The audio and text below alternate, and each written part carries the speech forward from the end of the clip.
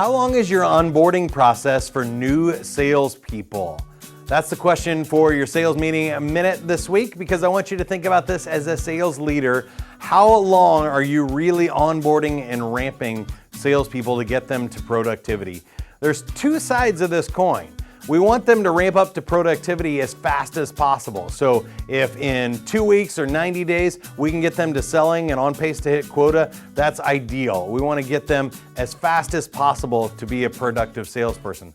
The other side of the coin is that we want a long ramp up for onboarding, because it may take 18 months to build the attitudes, the behaviors, and the habits that these actually stick long term. And when we're talking about our total development plan, we oftentimes don't support sellers once they are through the 90-day process.